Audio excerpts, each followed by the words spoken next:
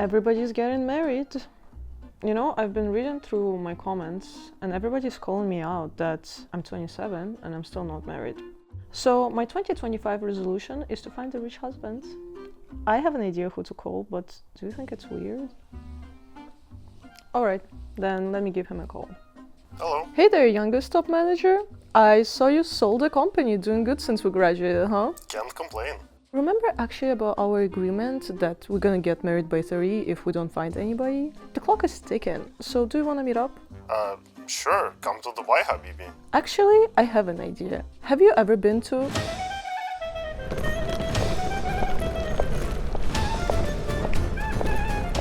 Wait, I know you're used to New York, Dubai and other fancy locations, but finding a rich husband requires a lot of effort.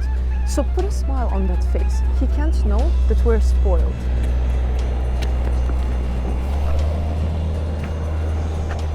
Whatever. If we behave, he will buy us a new wardrobe.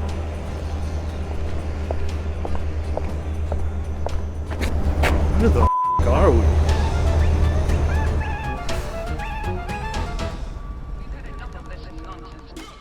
Do you know how much money you're spending every month? Moreover, I know how much you're spending every month. Oh, so then it's more beneficial to be a wife and to be unemployed.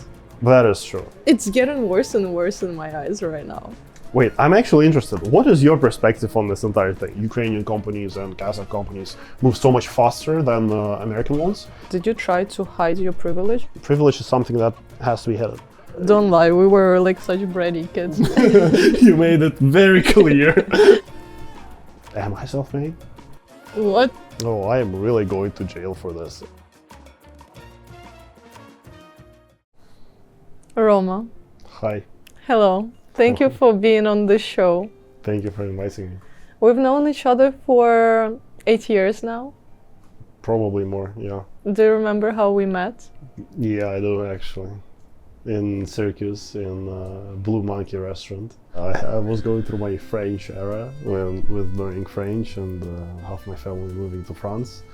And so I had a French flag in the bio, and she actually thought that I don't know how a Russian flag looks like.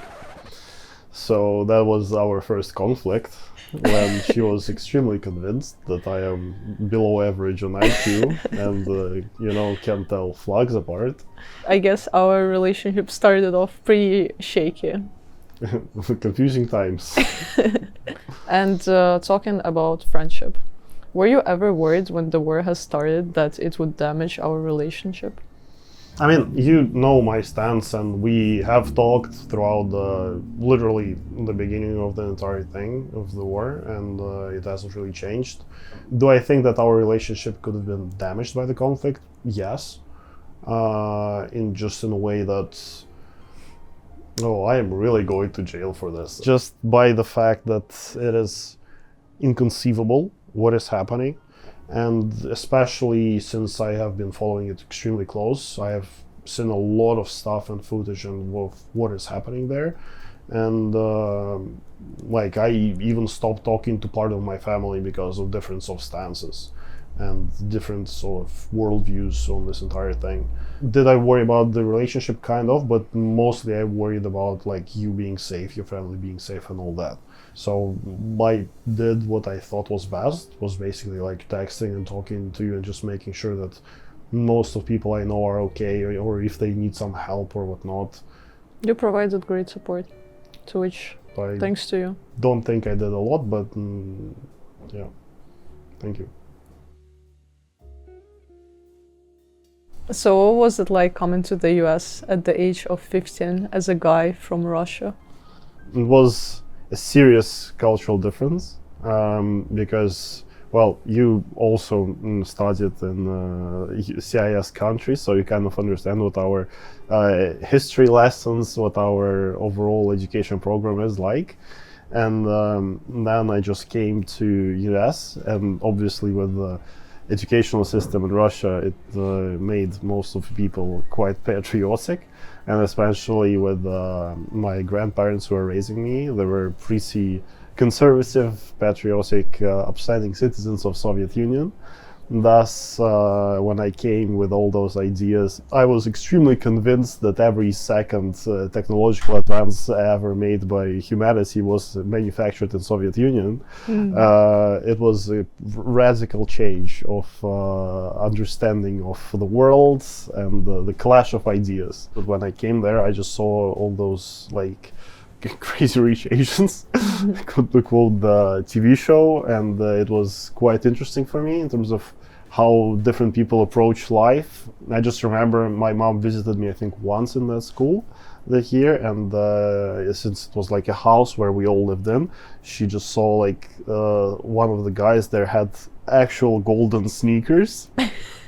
And it blew my mind, and when she came, it blew her mind, and we like couldn't understand what is this about. When I came to the US, I realized that it was very laid back, because you're the one who was supposed to choose like courses and activities that you wanted to do, since CIS educational system is designed to provide basically people in batches, where literally everyone in your class has the same skill set, has the same knowledge, and well, when it was designed, you were supposed to go to like the factory or the ministry or work wherever. All the educational system is supposed to be providing a stable income of people with the same basis of knowledge. In US, I thought that this individual approach was just making like life easier for all the students, because you don't suffer, you don't learn, as they say. That is where I met some of our friends, our mutual friends. Our mutual friends, and that is somewhere where it all went kind of downhill for me. Not downhill, but like my perspective on wealth has changed a lot, because I met people who, with no offense to them, those are great guys, and but I kind of feel like back then, family wealth was kind of a big chunk of their personality. And for me, it was very weird, because at first I was like, they were kind of joking about like the way I dress or like the way that I'm, not wearing what I'm supposed to be wearing or stuff like that. That is not a part of my life I'm proud of. Like my perspective moved to the more of like from developing myself to like kind of trying to fit in. And yeah, it did kind of spoil me in a lot of ways. It did kind of make me a lot more materialistic in a way, and shifted seriously my perspective on life. But I'm still very grateful, because my experiences later on, especially in Syracuse or after coming back to Russia, they taught me so much more. Why was it so important for you to fit in with them back then?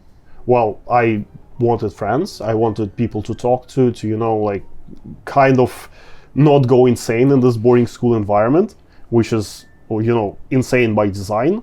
You're basically putting underdeveloped kids so far away from home into an environment where they don't know anybody, and they're supposed to later like survive, which is, well, on one hand, something I probably will be doing with my kid, but with more prep, Do you feel like showing off is a huge part of culture in boarding schools? For certain cultures, it is.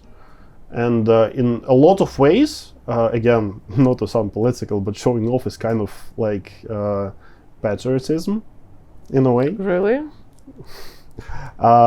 In terms of what it represents. It represents you as a kid. If you're not insecure about yourself, you're insecure of what you are trying to, feel and seem better than other people in regards to, I have so much money and my family has so much money. And they're trying to associate themselves with something greater, which they have literally no part of becoming great. And the same thing with, privilege, when some kids, especially when they're very insecure about themselves, they're trying to associate themselves with the family money, which they obviously had no part in making. And they're just going out and pushing it out there very aggressively. When we were studying in university, what was a cultural shock to me is that in the US, there are 50-50 relationships. Do you believe in them? 50-50 can work if both people are interested in them. 100 to 0 can also work if people are interested in that. It really always comes down to people who are in a relationship.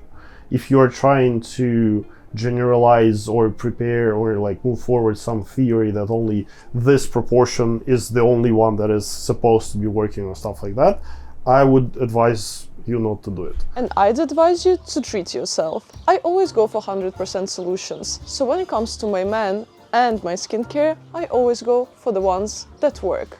That's exactly why I use my LED mask FAQ 202 by Foreo, which actually features 8 different wavelengths. This is one of my beauty gems. It's not just skincare, it's high-tech. For this session, I'm using the NAR mode, which tackles the signs of aging, reduces sunspots and wrinkles, and gives an extra glow to my skin. Because honestly, why settle for less? Do you see how nice it molds into my face? It's made out of flex fit silicone, which is made to fit any face, shape and form. And the best part? I don't have to stop my life for this. I can read, relax, and even respond to privileged few comments while getting my treatment done. Multitasking at its finest. 5 minutes a day and my skin gets full treatment. 100%, no compromises. And the results? Instantly smoother, softer and glowing skin. Wrinkles reduced. Skin tone more even, with less dullness and sunspots. See, when you choose 100%, you feel 100%. And that's exactly how I want to step into my day. If you're ready to upgrade your skin to 100% results, then check out FAQ 202 by Foreo. Click the link in the description and use our code PRIVILEGE to get 30% off all of the Foreo products. By the way, those rarely go on sale, so don't miss out. And now, let's get back to our episode. We already talked about your stance on 50-50 relationships, but I want to find out your true colors. But for that, we need drinks first. Are you intrigued? I am. Oh wow. Thank you, buddy. Cheers. Cheers.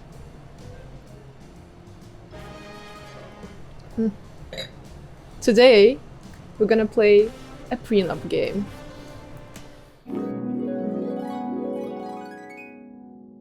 We always encourage our viewers to sign a prenup before they get married, but often they don't know what to discuss. That's why we will help them to find out what to talk about.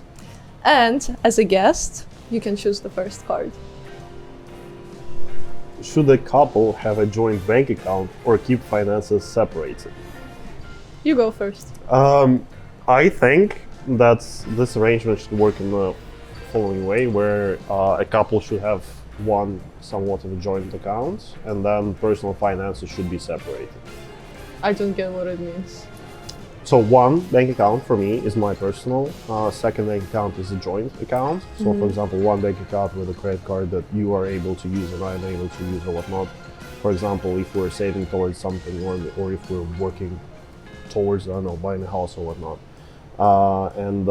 Then there's the third bank account of yours, I guess, with your personal finances and spending. Okay.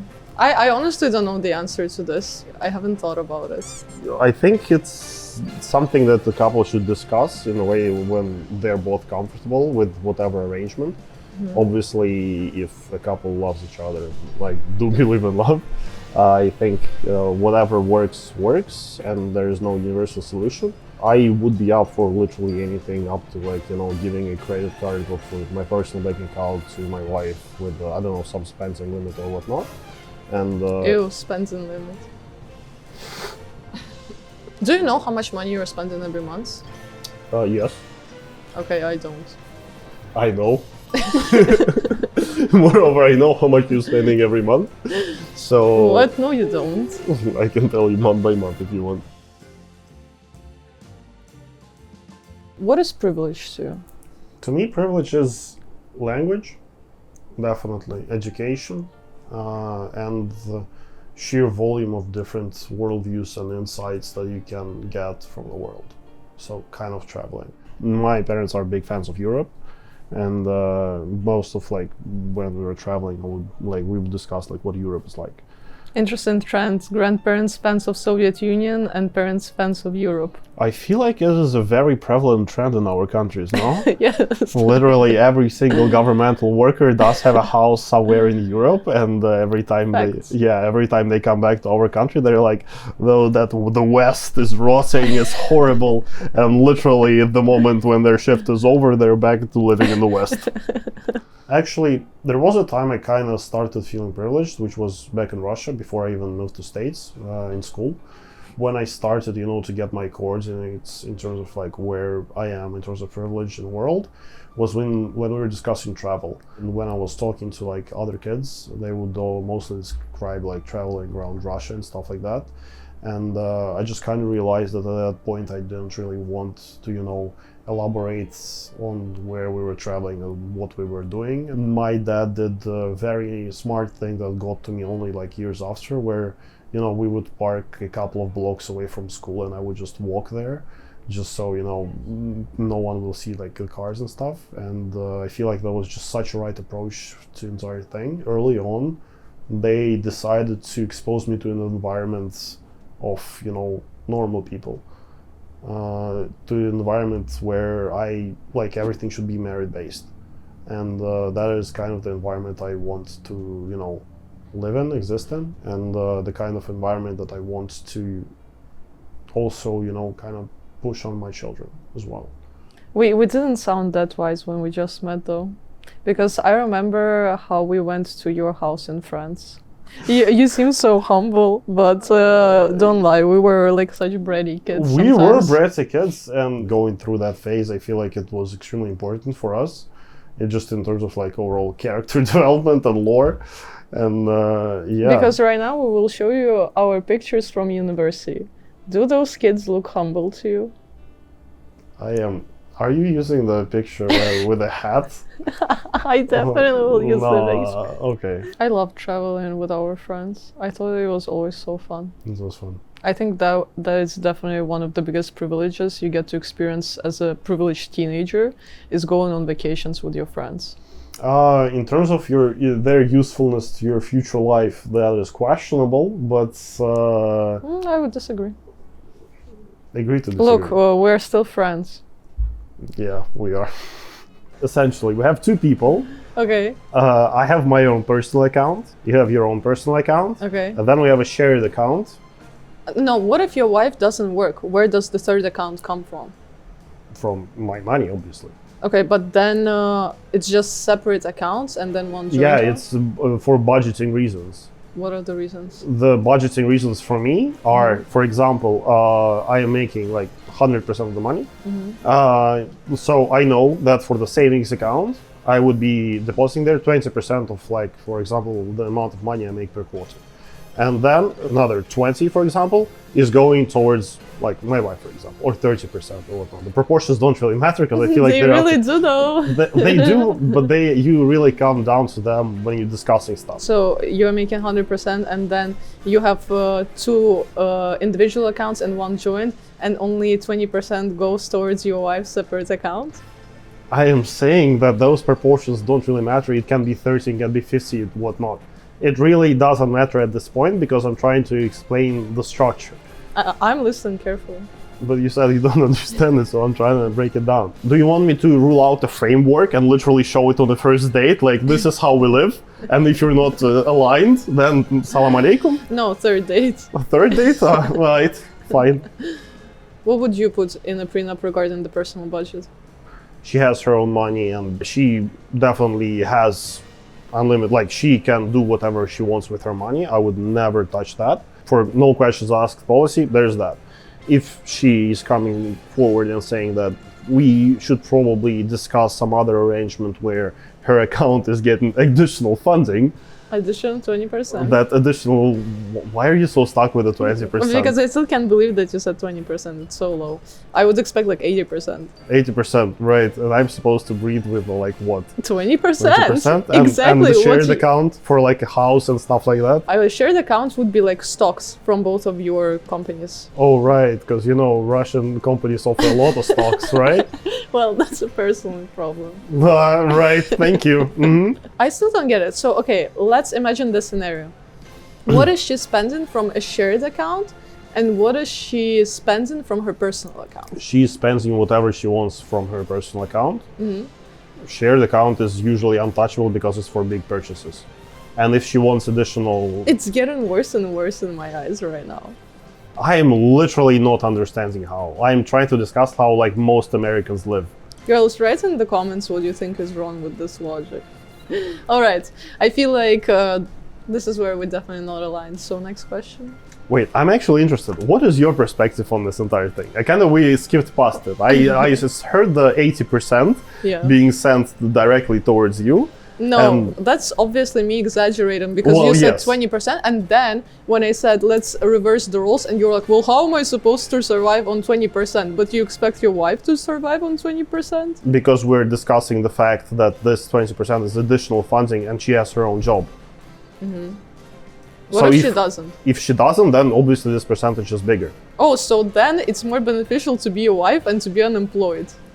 Well, it is kind of more beneficial to be a wife and unemployed, but then we're getting Girls, back... that's what we were saying all of this time. You're trying to get your career straight, but look at this example. Yeah, but in that example, I wouldn't be dating this person. So then it's not even a case. No, I feel like you are exaggerating your perception of what I'm saying.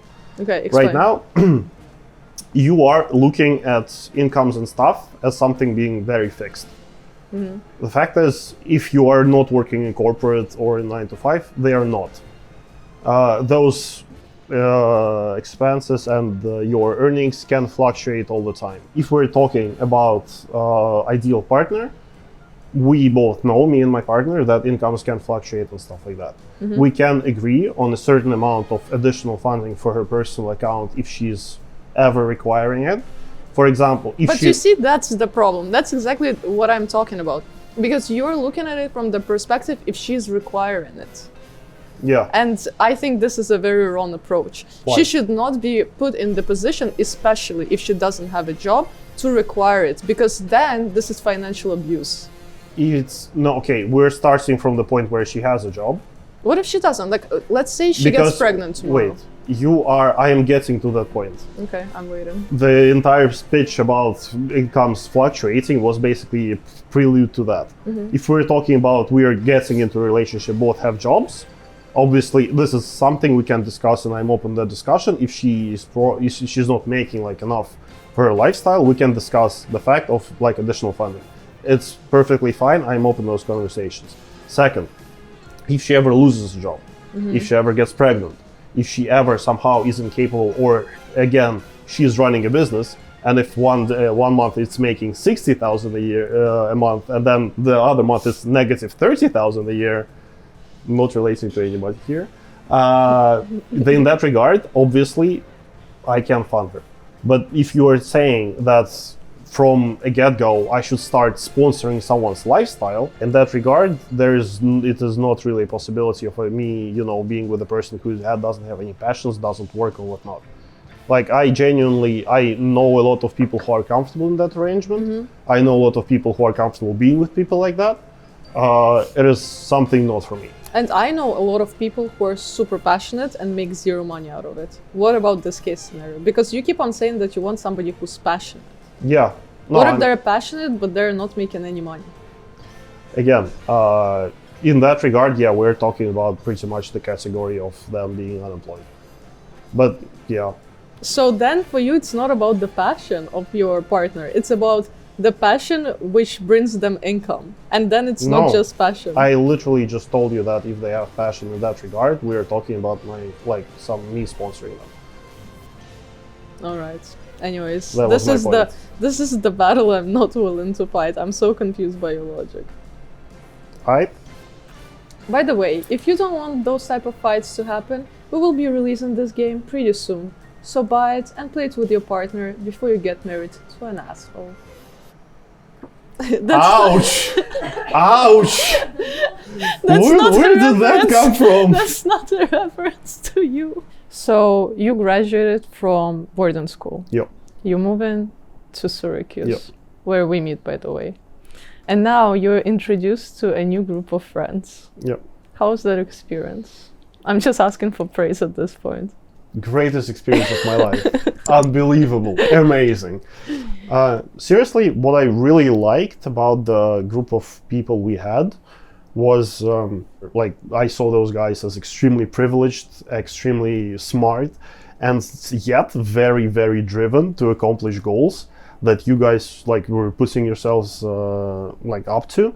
Both of your families were doing business. You guys were grinding, and that was something that I really wanted to associate myself with.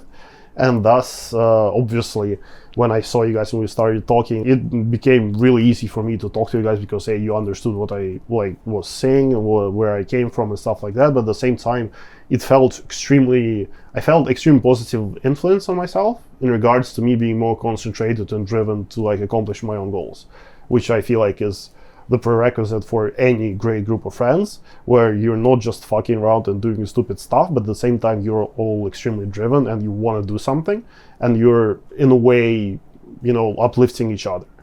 There's a contrast between what you were saying when you were in boarding school and your friends, they were mostly from Russia. Yep. Patriotism was a huge part of it.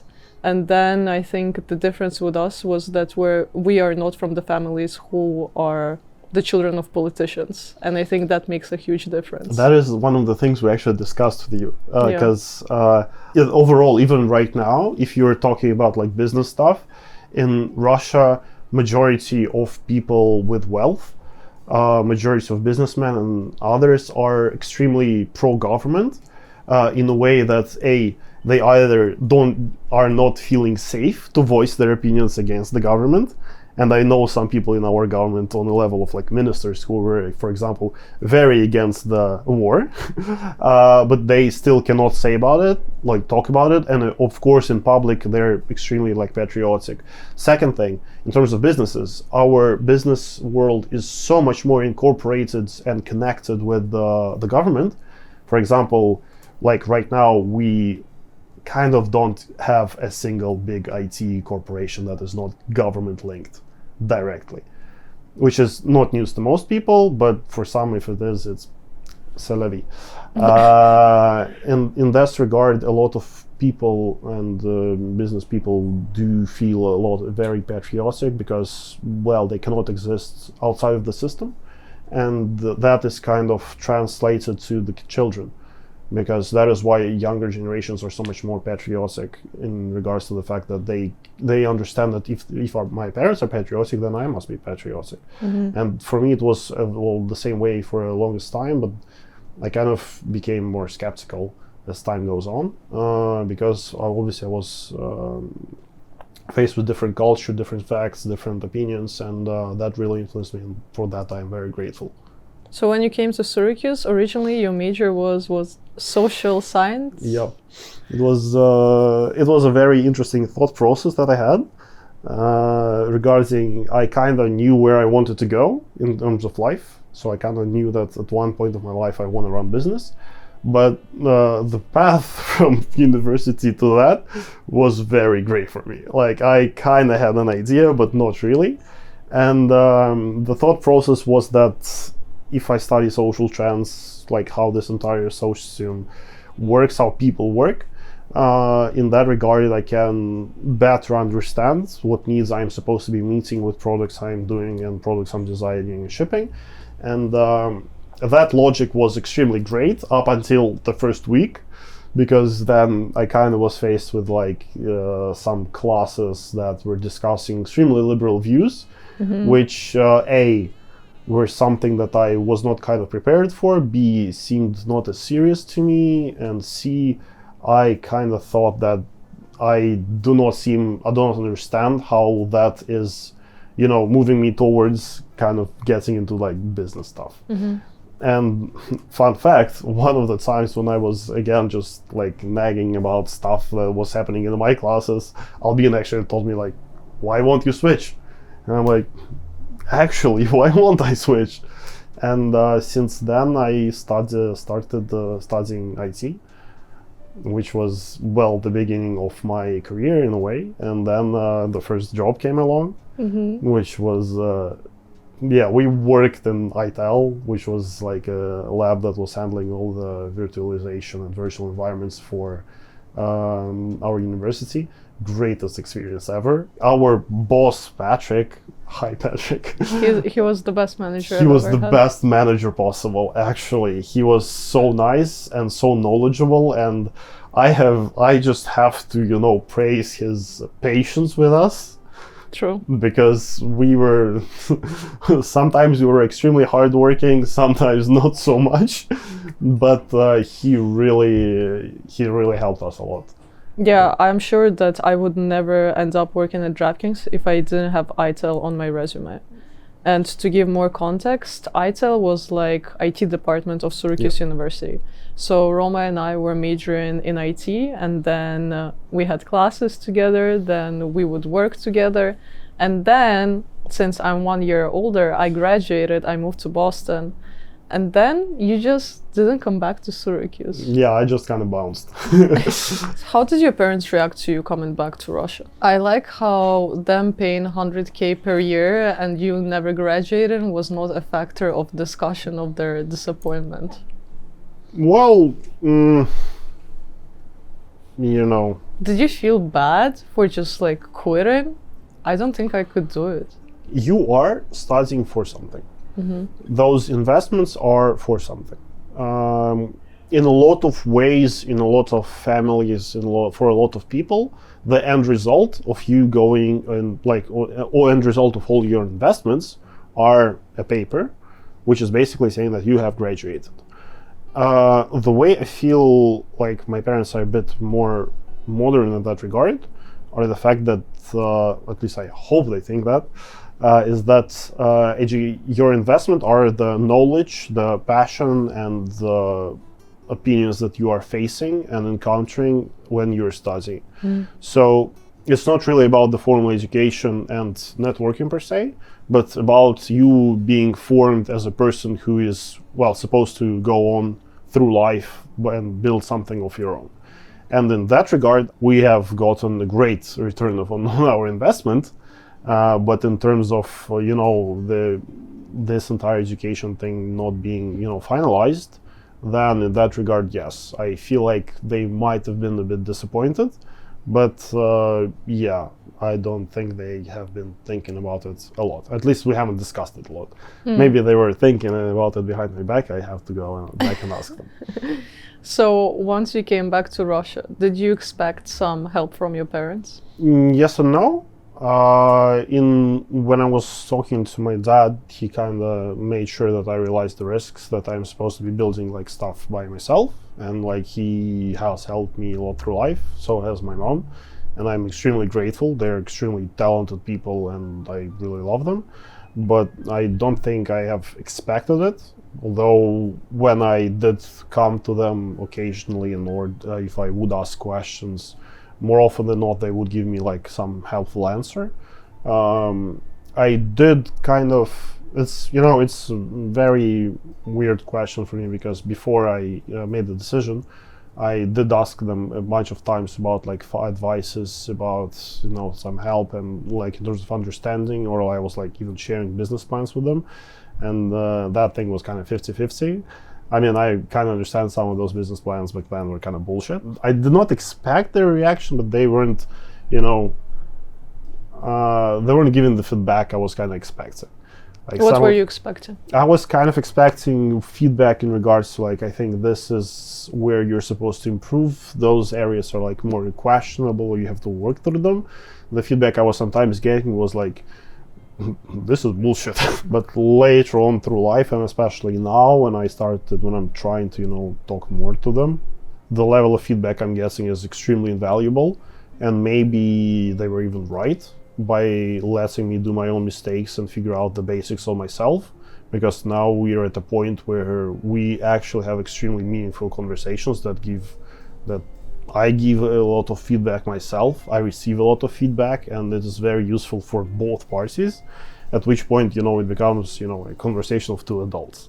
What if one person wants to buy a luxury item in the couple and the other person thinks that it's unnecessary? Luxury isn't a necessity, so I don't know how you can think that it's not necessary.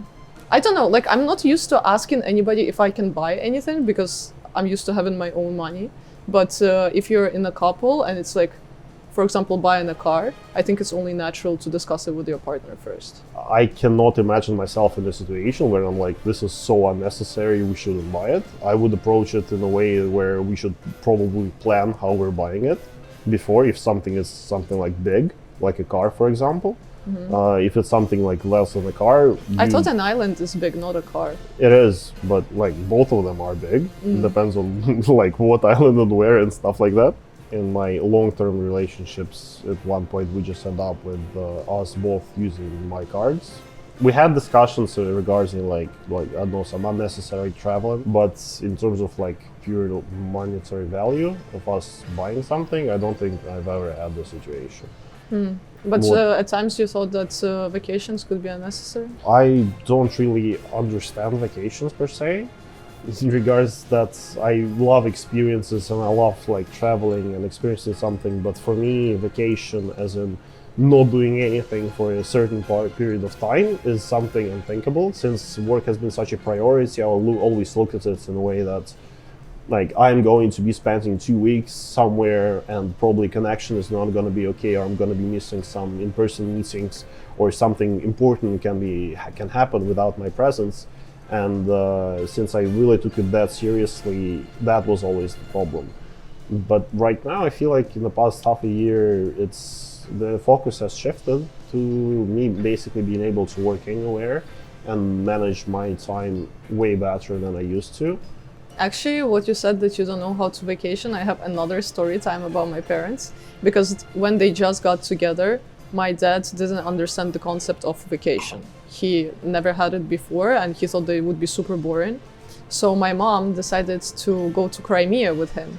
Ukrainian Crimea, by the way. What they decided is that they would go there for 2 weeks, and my dad was like, absolutely no way, like what am I gonna do for 2 weeks? Like it's gonna be boring, like I don't know what to do. And my mom was like, just trust me, let's go. And what ended up happening is that in 2 weeks my dad had to go back home to pick up more money and come back, and they stayed there for a month because he was like, holy shit, vacation is actually really nice. So I think if you're spending it with the right person, vacations are great.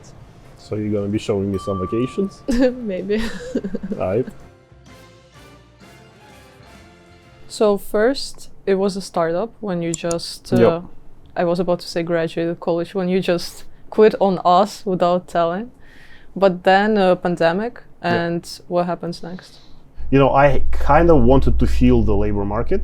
You know, we have this headhunter thing in Russia, which is basically like Indeed in States. And I just kind of cycled through it, and at one point I got like the call from Ozon. Ozon is the largest e-commerce website and organization in Russia. Essentially like Amazon, but Ozon. We are very original. And 7 days after the HR callback, I had completed 2 interviews and I was sent an offer. And the offer that I received was a lot more than I wanted, a lot more than I thought I would deserved. And it was just like a number I haven't really seen in my life ever. So basically 2 weeks from that, I was already starting in Ozon. What was your role? I think I was head of product and analytics for sales channels department. It was a very fun experience because it was extremely similar in terms of users, in terms of industry, to what I was doing for 2 years at that point. Like it was kind of my first introduction to like real corporate Russia, and it was extremely fun because it was such a long time ago if I think about it now. It was what, like 5 years ago? Yeah, around that time. I remember when you just started working there, I pretty much was working at DraftKings for a year or 2 back then. We were sharing our experience of corporate America and corporate Russia, and they were so different. They are. They're so different. Like it's literally we're working on 2 different planets. Because I feel like Russia is quite a bit more informal and fast-paced. And you can grow so much faster, isn't it true? That is true. You can grow so much faster because everything is so much more informal. A lot of what, you know, our cultural differences in Russia, there's a lot of stuff about, you know, talking to people, negotiating with people, and through that you can advance so much faster. And obviously, what has helped me, and one of the privileges that I think we both share, is language. I mean, for you, it's not so much privilege living in Boston. For me, back in Russia, it was quite a privilege because not a lot of people actually know English, and if they do, it's not on a certain proficient level. So in terms of being able to, you know, read documentation, read articles from other countries and stuff like that, knowing language really is a great, setup for you to become more successful than people of the same age group. And work ethic. The other thing we're discussing a lot with you is so different. It is extremely different. There's so much more sick days. There's so much more laid back in a lot of ways in Russia than in States. And I mean, like in the US, they say, for example, in huge corporations, they say that you have unlimited sick days or unlimited work from home, unlimited vacation, for example, at DraftKings. But I always felt like if I take it, it's going to put me at disadvantage. And I'm not saying that that's true. That's how I felt. From obviously experiences you have described and other people I talked to, there's somewhat of overall tendency in the American market where you're constantly supposed to be working because you feel like there's such huge competition for your spot at any given moment. In Russia, you don't feel it as much. And again, it really depends on your team. It really depends on the culture of a company you're working with, in terms of like how people are approaching work. But the bigger the corporation gets, the more you get people who are there for like 15, 10 years, and they're very laid back. They just arrive at 9 a.m., they finish at 6 p.m., and they are unreachable. And that's mostly because there's like not enough quality personnel to fulfill those roles. And the moment when you get those people, you would really want to do a lot for them, just for them to stay with the company and work with the company.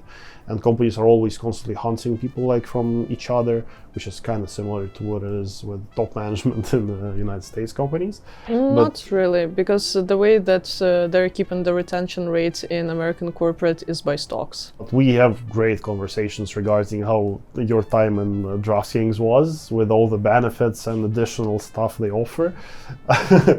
That doesn't really happen in Russian companies. I don't think, at least I don't know anybody who would become a top manager at, were you 25 or 24? 24. 24. How did that happen? If there would be one guy who can wake up at 4 a.m. and go to another side of the country just to have one deal done, that would always be me. And in that regard, that kind of helped. I was always bringing this kind of startup culture to a corporate, where in regards to, developing products from scratch and figuring everything out myself, Very ITEL vibes. Exactly. Like, that is one of the things that ITEL has taught me. I always looked at the fact that we have to chase market opportunity right here and now. And in that regard, we would move very fast and we would do a lot of stuff just to make something happen. It was easy because, again, I had great people to work with. People who kind of understood the fact that everyone is different, and for some, if you just give them the opportunity to, do what they want, and they will figure something really cool out. I've been extremely lucky in terms of meeting great people. In terms of, like, I'm just thinking back, every single job I had at least 2 or 3 mentors who I really looked up to, who I talked to, and who've taught me pretty much everything I know. And the second one, I was in a position where it was in a culture where it was okay to make mistakes. Because I feel like I am the guy literally who makes the most mistakes out of everyone. And I feel like mistakes drive innovation and development, even your personal development. I am not the most calm, patient person, as you know. I don't know. Yeah, and in that regard, I have great respect for people I've worked with, for our CEO, because like I made some guys very nervous sometimes with my decisions. At the end, it all kind of worked out well. When you were talking about your team, you referred to them as self-made people apart from you. Yeah. So do you not consider yourself self-made? It's a weird question for me. I know you've asked me before, but it is a very weird question for me because I don't understand what is the definition of self-made. You did it without other people's help, I guess. But in that regard, no. Because I understand that what I know and where I am right now is only because of people I've met throughout my corporate journey. And I'm sure for you as well, if you take, for example, just Albina starting off at DraftKings, forgetting the family money, forgetting your parents' advice and stuff like that.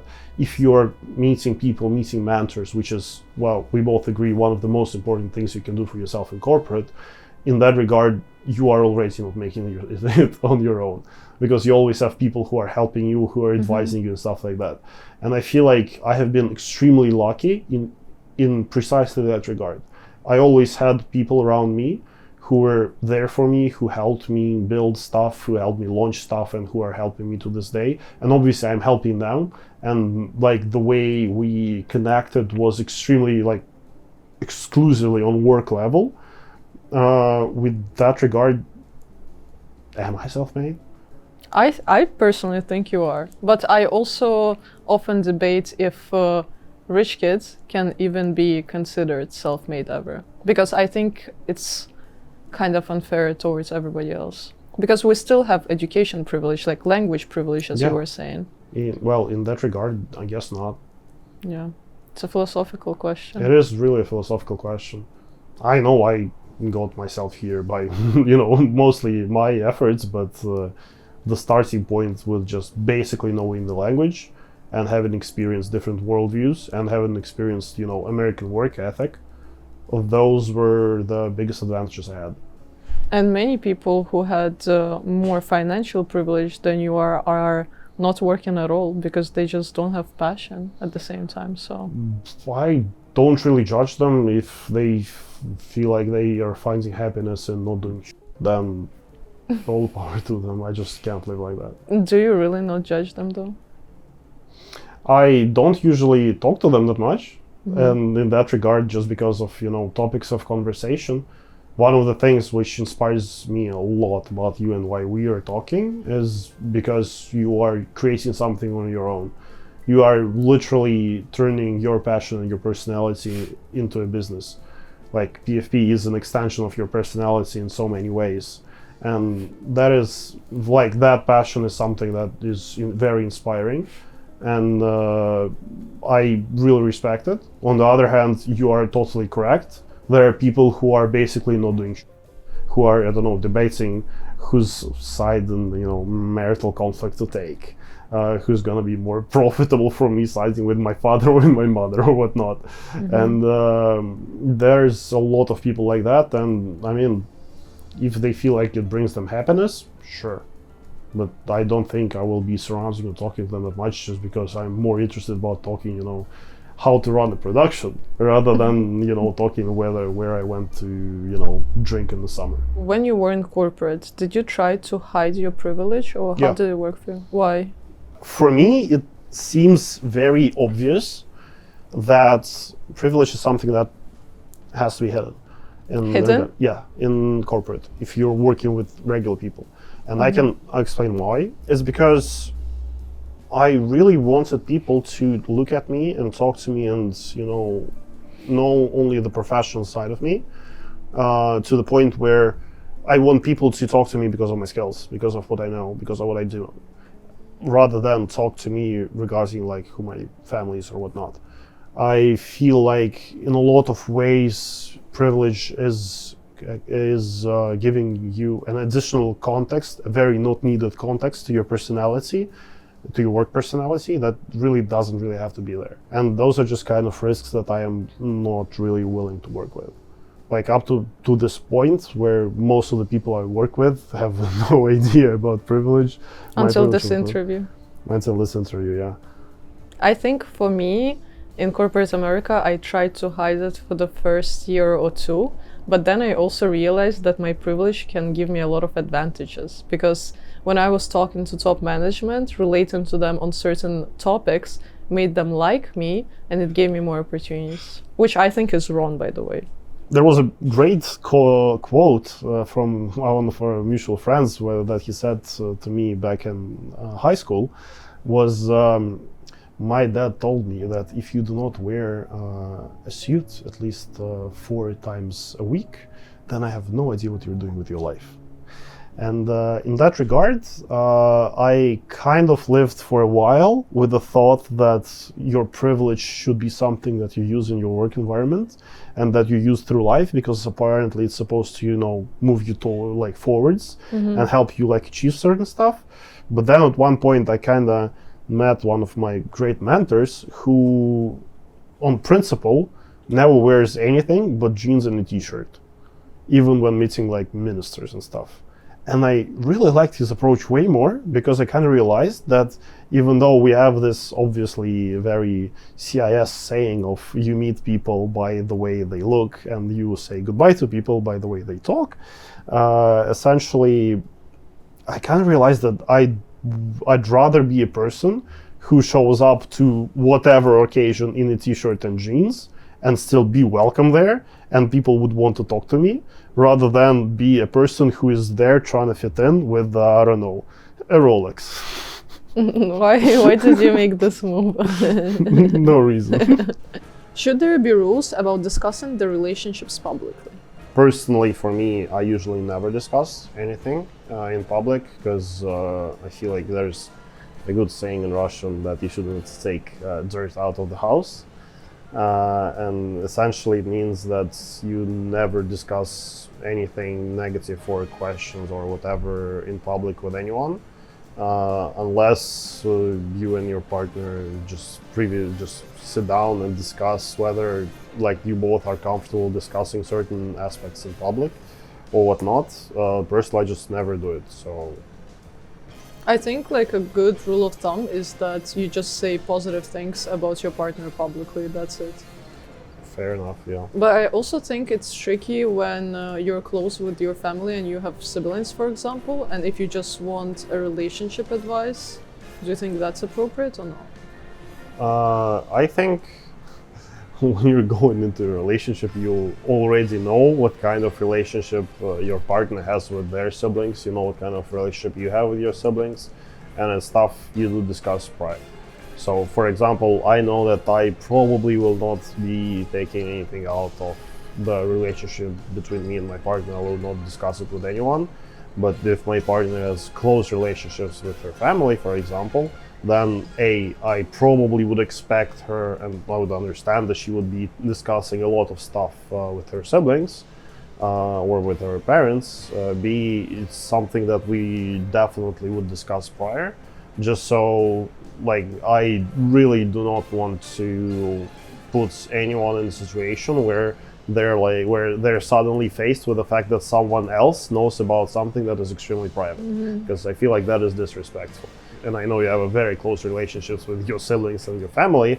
You do discuss with your partner that some details you will probably be discussing with them, or some aspects you would let them know.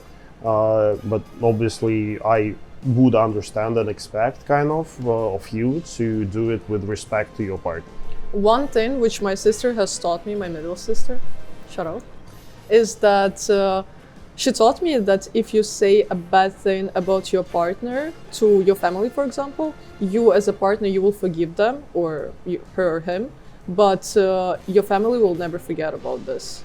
So I think you should never discuss any fights with your family. You can ask for an advice if your partner is okay with that, but that's it. I totally understand your sister, and I think that's the wisest thing I've heard in a while.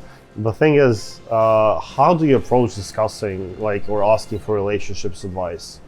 For example, like, I feel like there's a huge limitation that your logic is imposing upon you in terms of what kind of stuff you are willing to discuss and what kind of stuff you will not be willing to discuss.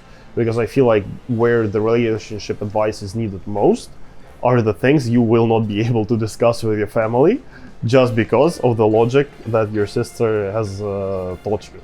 But for that, I think you would go to a therapist, not to your family. That is true. That is, well, therapist is always a green light.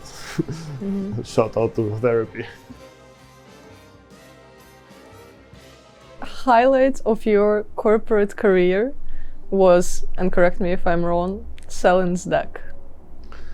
Yeah, it was a challenge. It was a process that I was extremely lucky to be a part of, and I was surrounded by literally the only people I think we could have pulled it off with, and yeah, it was a very long process that I'm not really allowed to say a lot of stuff about.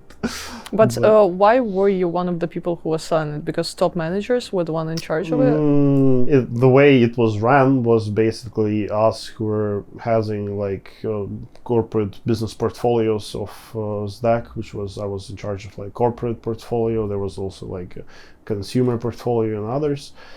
We were in charge of our portfolio in terms of everything from numbers to financials to logistics and stuff like that.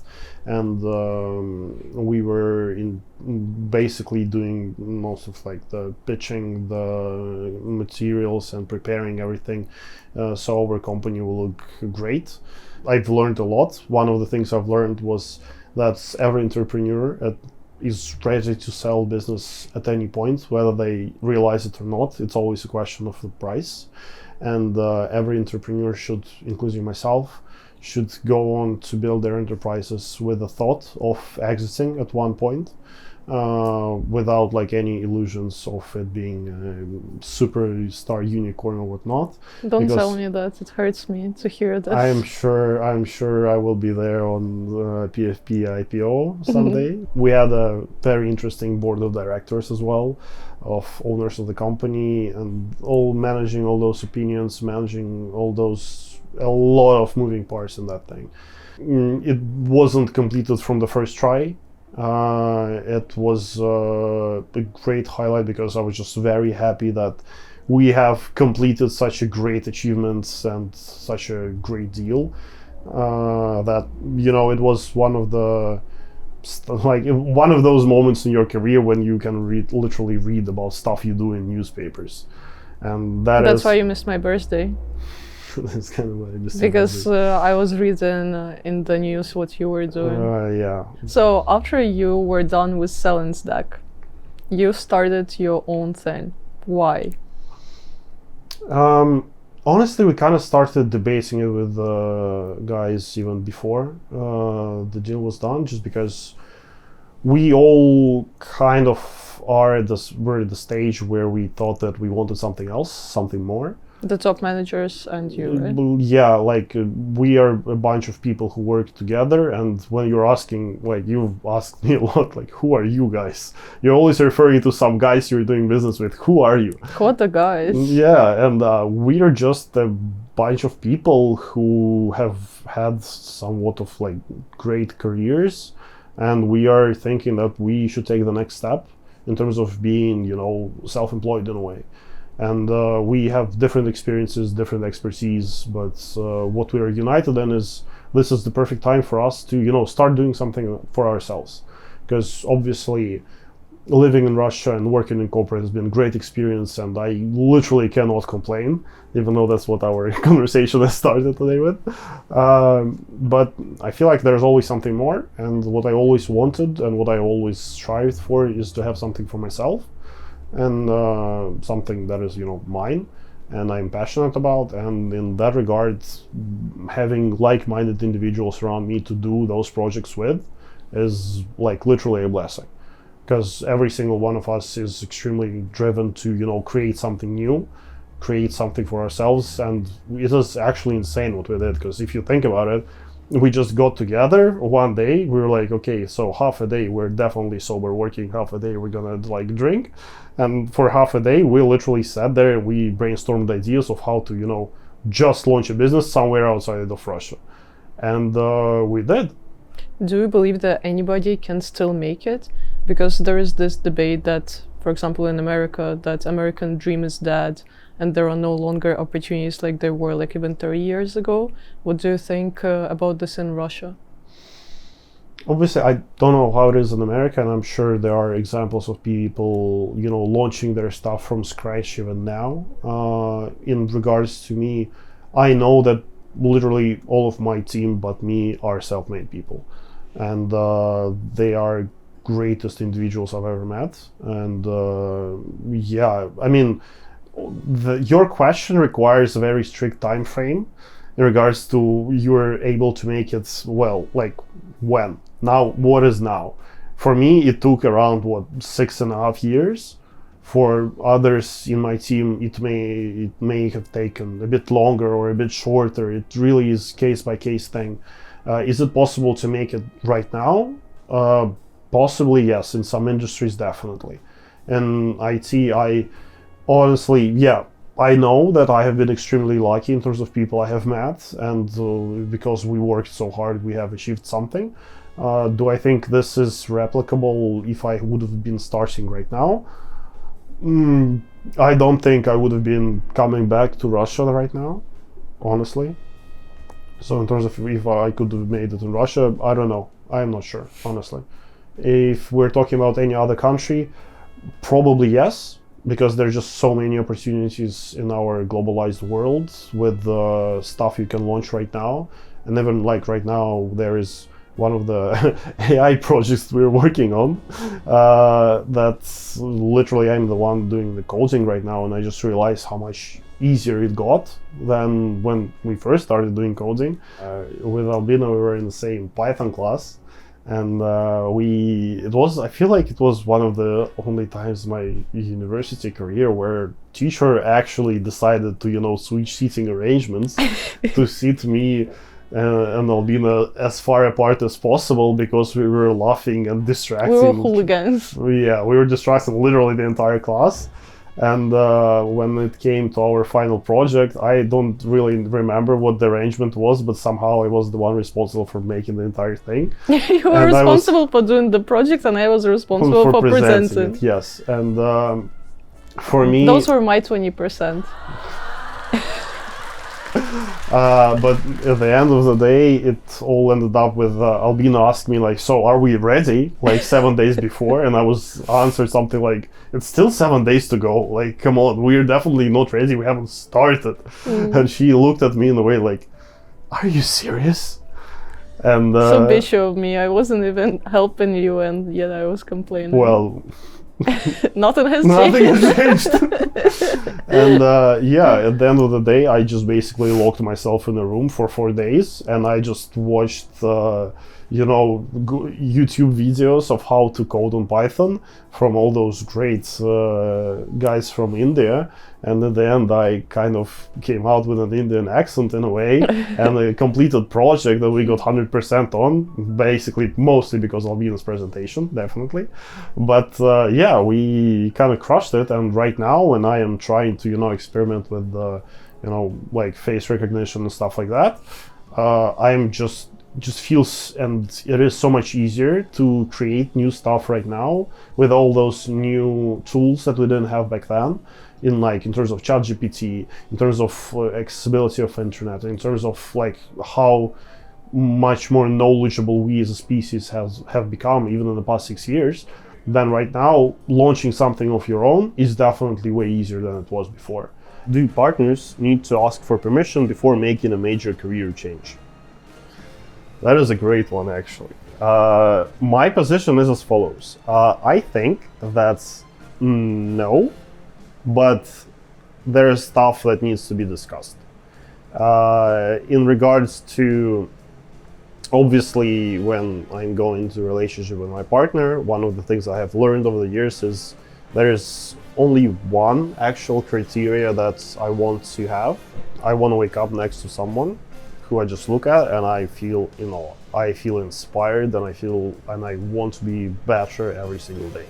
So in that regard, honestly, it doesn't really come from like financial perspective, or it doesn't come with any other perspective or prerequisite. For me, it's just you have to be passionate about something.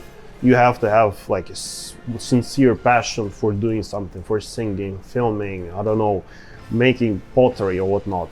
Everything is great as long as you're invested in it and it's something that you spend a chunk of your life on because you feel inspired and you feel driven by it. And in that regard, I feel like when you are deciding and talking to me about career change, I would definitely support it, like regardless. If you feel like some career change would make you happier, I am all here for it. All I can give is my advice based on my previous experience working with different industries, but should you ask permission? No. I don't think a healthy relationship should have such an instance where a partner is asking the partner for permission to be happier. I don't think you need a permission, as you were saying, but I think it would be very wrong to not let your partner know that you're making a huge career change, especially if that person is the bread maker in the family. Was it scary leaving a stable, high-paying job? Well, in our world, everything is scary. Just at one point, stop paying attention to it.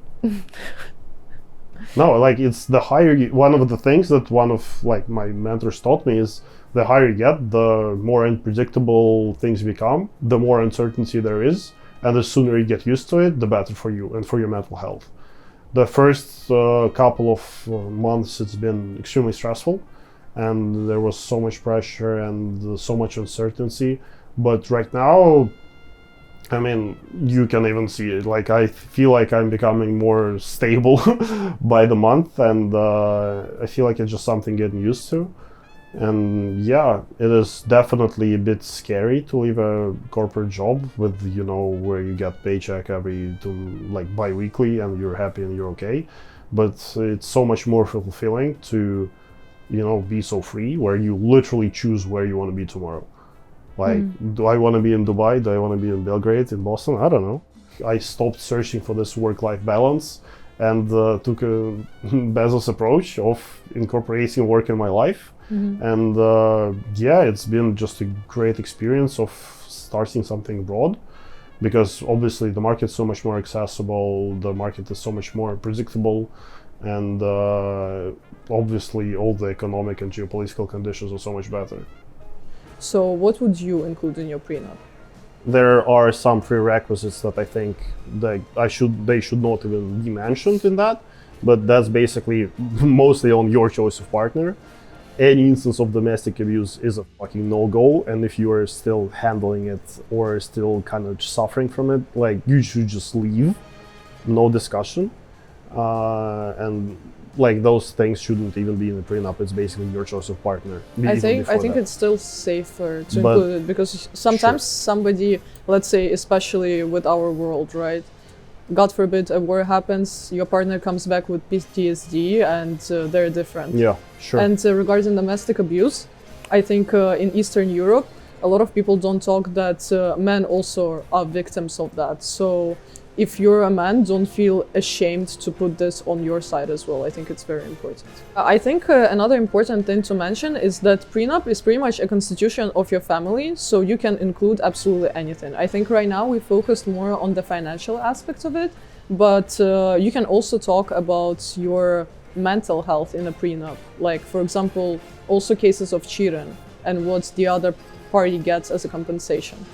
Basically, in a lot of things is common sense, and like stuff that I don't know if you should put it in a prenup or not, usually comes like before prenup stage. A lot of common decency kind of stuff, like mutual respect, normal communication, no cheating, no abuse, including psychological or whatever. And if you are going to commit to the decision of marriage and proposal and prenups and stuff, you should really be 100% comfortable with it. You should feel like you really want to do it, and it should just feel right to you. I think a thing which I would definitely include in a prenup is if you get married and God forbid you get divorced and you already have children, I think it's important to discuss what type of relationship you expect your children to have with your new partners. Like, for example, your ex-husband's new wife or your ex-wife's new husband, because this protects the future of the children and it kind of puts you on the same page right away. So I think those are the type of scenarios I would definitely include. Yeah, sure. I did not, I'm not gonna be honest with you, I did not research anything regarding like putting children in the prenup, but in that regard I totally agree with you. And one of the things that you have actually taught me is the fact that you can amend prenup at any point.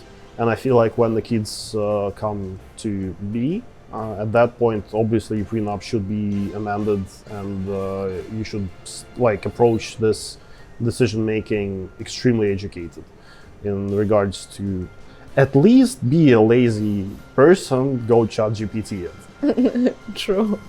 Would you ever get married without a prenup? Yeah. I wouldn't. We know.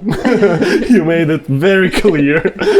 And if you want to learn more about prenup, watch our video about that. Can you give an advice to somebody who is starting out their career in corporate? It really depends on where. Because if we're talking about Russia, drink with your bosses, but don't drink too much. I don't think there is such a thing as sacred knowledge. I mean, I didn't figure it out. Maybe I'm not smart enough. All I can say is that I have made so many mistakes, which I learned from, and that's how it got me to where I am. You can make so many theories, you can read so many smart books from very smart people and think that you know it all, but honestly, as one great said, you only have a plan until you get punched in the face, and I feel like the more punches you take, the stronger you become, and the further you move. If you're in your like early 20s, mid 20s, late 20s, and you seriously do not want to, be that regular in your 30s or 40s, I would seriously advise reevaluating your life from, having fun in the moment, which might be important. Great, sure. For me, it wasn't. And I kind of just stopped caring about it altogether. One of the most memorable New Year's that I have ever celebrated was one of the first New Year's when I came back to Russia. And essentially, I don't even remember what the project was, what we were trying to do at that precise moment of time. I just remember that I was just like sitting at home working, and it sounds really depressing, and it was, but I got scared at one point because there were like fireworks outside. I was like, oh, there's a new year, I guess. I just hope that in a couple of years, my New Year's is going to be so much better. And how will I celebrate this New Year? Well, look at me. I am so happy right now. And I just feel like that was my way, the way I did it. It was by basically sacrificing part of your life just to reinvest it into like a further part of your life. And that's where I'm at right now. Well, it looks like our conversation got pretty heated, so luckily for you, this is the last question. What can ruin a relationship? Oh, This wow. game. What is this timing? First of all, discrediting your partner's success, not giving them enough credit or support, always trying to put yourself first and your partner second. Obviously, we're not even mentioning such basic things as cheating. That goes without saying. But I don't know, so many things. What do you think are the worst type of things in a relationship? Basically, bad communication and lack of love are the two things that can ruin a relationship really fast. How do you know if you love somebody? We're having very easy questions today. I'm waking up next to a person, I just look at them like, damn, I'm so proud of them. They're such a great person, I'm so happy to be with them. Even on like bad days. It's something, that just comes to you and just know. It's like, how do you describe love to a person who never loved? You either know it or you don't. Probably one of the things which a lot of people are not talking about regarding what can ruin a relationship is lack of mystery. I think the moment you become way too transparent with each other and there is no more intriguing elements in your relationship, it can definitely ruin it. Like mood swings? Maybe. Aight. Good game. Thank you for playing. Thank you for inviting me. So, 2 questions which we ask everybody. The first one is, who would you like to see on our show next? I don't think this hypothesis has been voiced yet, but I would really love, and I know it's not really in the framework of your show, but Kurban Rajabovich, your father. I think even maybe outside of PFP, I would really love an interview with him. What do you mean outside of PFP? Only on PFP only exclusive. PFP exclusive. I would pay for that. Because I feel like he has so much knowledge to share, even like just talking to you and the way you're describing him in your content or in our conversations. I would really like that. Sounds like a valid and inspiring story that I would love to hear. Thank you. I'm sure he'll be honored to hear that. Roma actually knows my dad. They met in Kiev a while ago. A while ago, yeah. When you could still come there. Oops. And the final question, you a little bit answered that, but please elaborate. Are you happy? Most of the time, yes. Most of the time, yes. Like, I would lie if I would say 100% of the times I am happy, because I don't think it's that achievable. We all have our like bad days, good days, but most of the time right now I am happy and really comfortable with my life and really excited about what's to come. Are you happy? Nobody ever asked me that here. Well, I'll be the first one. Yeah, I'm a very happy person. I think I have many things to be grateful for, like PFP, my team, my family, and that's what makes me happy. Thank you for coming. That was a very insightful conversation. And guys, I would say follow Roma on Instagram or anywhere else, but he doesn't have any social media. So I guess just like, subscribe, and ring a bell.